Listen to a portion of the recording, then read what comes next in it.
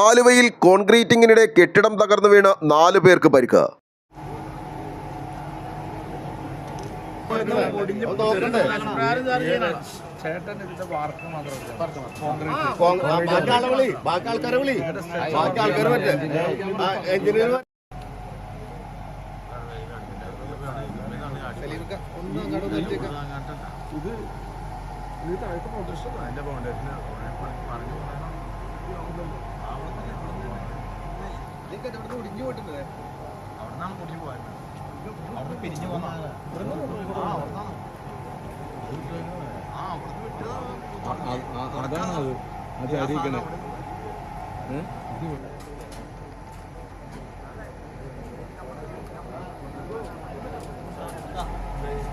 ഇത് ആലുവ പെരുമ്പാവൂർ പ്രൈവറ്റ് റൂട്ടിൽ 4-ാം മൈൽ വാഴക്കുളത്തിന് ഇടയ്ക്കുള്ള സ്ഥലം.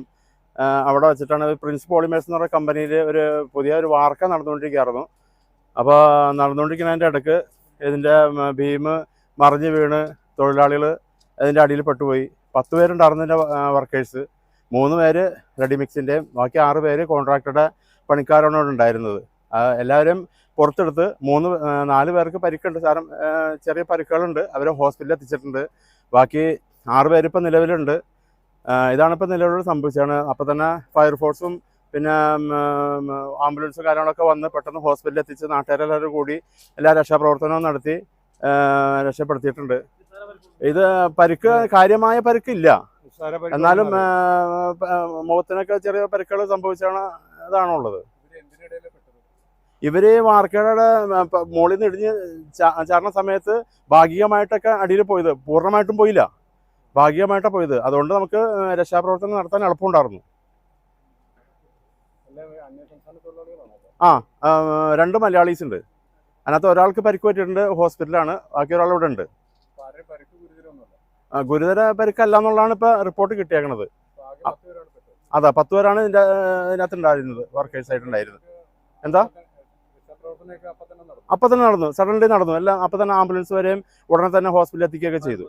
ഫയർഫോഴ്സുകാരും വന്നു പെട്ടെന്ന് തന്നെ. പിന്നെ ക്രൈനും വന്നിട്ടുണ്ട്. എന്താ? എൻ്റെ പേര് ഷമീർ. ഞാൻ ഇവിടുത്തെ തൊട്ടടുത്ത് തന്നെയുള്ള ആളാണ് ഷമീർ.